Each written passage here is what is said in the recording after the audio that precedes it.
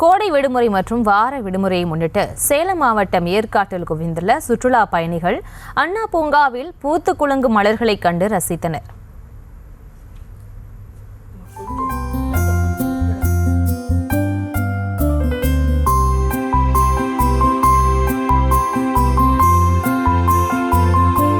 இது தொடர்பான கூடுதல் விவரங்களோடு இணைகிறார் செய்தியாளர் மணிச்செல்வம். மணிச்செல்வம், வணக்கம். விவரங்களை வழங்கலாம்.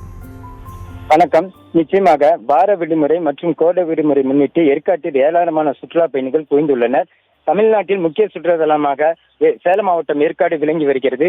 இன்று காலை முதலே சுற்றுலா பயணிகள் சாரசாரையாக ஏற்காட்டில் குவிந்து வருகின்றனர். அதிக அளவில் சுற்றுலா பயணிகள் வருகையால் முக்கிய சாலையில் போக்குவரத்து நெரிசல் ஏற்பட்டு வருகிறது. மேலும் படகில்லத்தில் நீண்ட வரிசையில் காத்திருந்து படகு சவாரி செய்து வருகின்றனர். அண்ணா பூங்காவில் 48வது கோடை விழா ஆயத்த பணிகள் தயார் செய்யப்பட்டு வருவதால் மலர்கள் அனைத்து பூத்து குலுங்குகின்றன. வந்திருந்த சுற்றுலா பயணிகளுக்கு கண்களுக்கு விருந்தாக அமைந்துள்ளது. மேலும் சுற்றுலா பயணிகள் பூக்கள் நடுவே செல்ஃபி எடுத்தும் புகைப்படம் எடுத்து மகிழ்ந்து வருகின்றனர். ஏராளமான சுற்றுலா பயணிகள் வருகை தந்ததால் உள்ளூர் வியாபாரிகள் மகிழ்ச்சி அடைந்துள்ளனர். மேலும் சுற்றுலா பயணிகள் வருகையால் அவ்வப்போது முக்கிய சாலையில் போக்குவரத்து நெரிசல் ஏற்பட்டு வருகிறது. விவரங்களுக்கு நன்றி மணிச்செல்வம்.